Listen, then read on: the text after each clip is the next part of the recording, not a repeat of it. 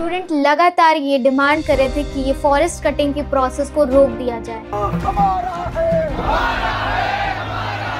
In this whole scenario, students were continuously asking for the clarity from government and administration for this forest cutting process.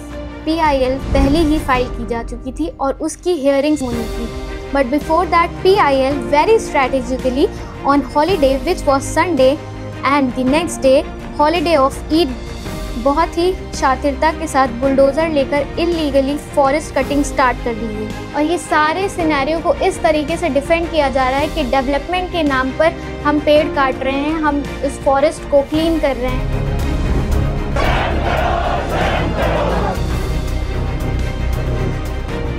नमस्कार दोस्तों, स्वागत है आपका हमारे YouTube channel alt history में। और जैसे हम इस सेगमेंट को शुरू करते हैं तो हम अक्सर कहते हैं कि कल्पना कीजिए या सोचिए, पर आज जिस बारे में हम बात करना चाह रहे हैं उसमें हम कभी नहीं कहेंगे कि ऐसी कल्पना कीजिए या ऐसा सोचिए। Student were continuously asking for clarity from administration and Telangana government for the land auction and forest cutting. PIL was already filed और उसकी हियरिंग होनी थी, but before the PIL very strategically on holiday which was Sunday and the next day holiday of Eid very clearly bulldozer लाकर illegally way में forest cutting start कर दी गई। Development के नाम पर पेड़ों को काट कर ये जो खेल खेला जा रहा है, आने वाले समय में क्लाइमेट चेंज और इन्वायरमेंट में बुरे असर देखे जा सकते हैं। It's not only about Hyderabad, it's about earth. If they thought that this will scare the university community into going back to their rooms and giving up the fight, then as you can see behind me, the government was very wrong. They have angered the students even more. They have made students even more upset, even more agitated, and now every student in the university is on the streets with us. Every faculty, every staff is on the streets with us, demanding justice. We don't want that development जहाँ malls हो, hospital हो, पर oxygen ना हो। We don't want that development जहाँ पे fresh air ना हो। We don't want that development जो ग्लोबल वार्मिंग का रीज़न बन रही है। सोचिए एक जंगल को जो सैकड़ों सालों से सांस ले रहा है, पेड़ जो हवा को छूते हैं, पक्षी जो आसमान को रंग देते हैं और वन्य जीव जो उसकी गोद में खेलते हैं। काचागाची बोबली का ये 400 एकड़ का जंगल हैदराबाद की धड़कन है, लेकिन आज उस जंगल की सांसें थमने को आ रही हैं। तेलंगाना की सरकार की नीलामी की तलवार इसके सर पर लटक रही है। क्या हम इसे खो देंगे या चिपको आंदोलन की तरह इसे बचाने के लिए हमारी आत्मा जागेगी? काचागाची बोबली कोई साधारण ज़मीन नहीं है, यह वो मिट्टी है जहां भारतीय स्टार कछुआ धीरे धीरे चलता है, जहां चीतल हिरण की आंखें चमकती हैं, जहां 237 से ज़्यादा पक्षी प्रजाति गीत गाती हैं। ये वो जगह है जो हैदराबाद की गर्मी को ठंडक देती है, लेकिन सरकार का कहना है कि यहाँ IT हब बनेगा और रोज़गार बढ़ेगा।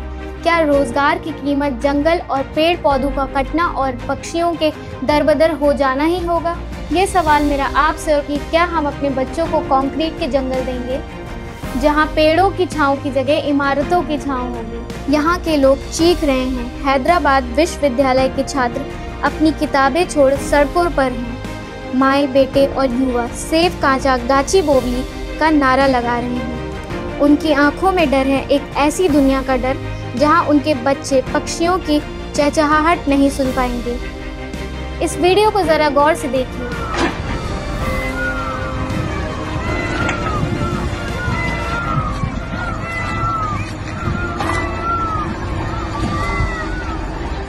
दोस्तों, ये वीडियो हमें सोचने पे मजबूर कर रही है कि हम इंसान किस हद तक जा सकते हैं डेवलपमेंट के नाम पर। पेड़, पक्षी और जानवरों को किस तरह से हम उनके घरों से दरबदर कर रहे हैं। ये घटना हमें वो दिन याद दिलाने पे मजबूर कर रही है जब 1973 में जब उत्तराखंड में गौरा देवी और उसकी बहनें जंगल में जा खड़ी हुई थी। ठेकेदारों की कुल्हाड़ियाँ चमक रही थी, लेकिन उन महिलाओं का हौसला उनसे भी तेज था। उन्होंने पेड़ों को गले लगाया और कहा, ये हमारी माँ है, इन्हें काटने से पहले हमें काटो। उनकी आंखों में आंसू थे, लेकिन दिल में आग थी। उस दिन पेड़ नहीं कटे, उस दिन चिपको आंदोलन ने साबित किया कि जब दिल से दिल जुड़ता है तो सरकारें भी झुकती हैं। आज हैदराबाद में भी वही आग सुलग रही है। 30 मार्च 2025 को छात्राओं ने इस मिशन को रोकने की कोशिश की। पुलिस ने उन्हें हिरासत में ले लिया। आइए अब जानते हैं इस हैदराबाद के जंगल की खूबसूरती के बारे में। हैदराबाद के काचागाचीबोवली में 400 एकड़ का ज़बरदस्त जंगल है और जहां 237 से भी ज़्यादा तरह के पक्षी रहते हैं। ये जंगल शहर के लिए ऑक्सीजन सिलेंडर जैसा है। हवा ठंडी करता है, बारिश खींचता है और गर्मी कम करता है। लेकिन तेलंगाना सरकार ने प्लान बनाया है कि इस एरिया को चेंज करके इसको शहरीकरण में बदल दिया जाएगा। जंगल वर्सेस सरकार का कहना है कि यहाँ IT पार्क बनेंगे, IT हब बनेगा, जिससे और देश की इकोनॉमी में सुधार आएगा। लेकिन जनता को ये स्वीकार नहीं है जहाँ पेड़ काटकर एक टिकाऊ शहरीकरण की कल्पना की जाए। यहाँ का माहौल गर्म हो रखा है। लोकल लोग, स्टूडेंट और एनवायरनमेंट एक्टिविस्ट एक नारा लेकर खड़े हो गए हैं। दिल से उठी आवाज़ सेव सिटी फॉरेस्ट। इस अभियान में अभी तक 18,000 लोग जुड़ चुके हैं। तेलंगाना सरकार का ये कहना है कि ये ज़मीन उनकी है, ना कि विश्वविद्यालय की। मुख्यमंत्री रेवंत रेड्डी का ये दावा है कि ये नीलामी आर्थिक विकास लाएगी और उनका ये कहना भी है कि जैसे प्राकृतिक संरचनाएं जैसे मशरूम रॉक वो भी बरकरार रहेंगी। लेकिन विरोधियों का यही सवाल है कि विकास की कीमत क्या पर्यावरण का विनाश ही है, और यही संघर्ष अब विनाश और संरक्षण की जंग बन गया है। चिपको आंदोलन ने ये साबित किया था अगर जनता एकजुट हो जाए तो सरकारें झुक जाती हैं, और हैदराबाद में चल रहा संघर्ष भी आज उसी राह पर है। अगर ये आंदोलन सफल रहा तो न केवल हैदराबाद पर ये पूरे देश के पर्यावरण संरक्षण में एक नई लहर का कारण होगा। आज शायद हमें पेड़ों से चिपकने की ज़रूरत भले ही ना पड़े, लेकिन हमें अपनी आवाज़ को उठाने की ज़रूरत है और हैदराबाद की इस जंगल बचाओ की लड़ाई में खड़े हो जाएं। और ये ना केवल हैदराबाद की पर पूरे देश, पूरे पर्यावरण का सवाल है, क्योंकि अगर आज हम चुप रह गए तो कल पर्यावरण की चीखें हमें सुकून नहीं लेने देंगी। आज इस लड़ाई को केवल हैदराबाद तक ही सीमित मत रहने दीजिए। आज इस लड़ाई को पूरे एनवायरनमेंट के लिए लड़िए और आने वाली जनरेशन के लिए सोचिए कि हमें उन्हें कैसा फ्यूचर देना है। क्या हमें सिर्फ उन्हें ऊंची इमारतों की छांव देनी है या उन्हें पेड़ों की शीतल हवा और शुद्ध हवा का भी मौका देना है? आज हम क्या विकास के नाम पर उजड़े जंगलों की तो मांग नहीं कर रहे हैं? मेरा सवाल आपसे है कि क्या हम डेवलपमेंट की आड़ में प्रकृति का विनाश तो नहीं मांग रहे? जरा एक कल्पना कीजिए कि आपके बच्चे आपसे पूछ रहे हैं कि मम्मी पापा पेड़ कहाँ गए। आप क्या जवाब देंगे कि आपने उन्हें बेच दिया क्योंकि आपको नौकरी चाहिए थी? ये जंगल सिर्फ हमारे नहीं है पर आने वाली पीढ़ी के भी हैं। अगर आज हमने इस जंगल के लिए अपनी आवाज़ नहीं उठाई तो आने वाले समय में ना जाने कितने जंगल डेवलपमेंट की आड़ में काट दिए जाएंगे। चिपको मूवमेंट में गौरा देवी ने पेड़ों को अपनी जान से बचाया था और आज हम भी गौरा देवी बन सकते हैं और ये जंगल हमसे कुछ नहीं मांगता, सिर्फ जीने की गुहार लगाता है।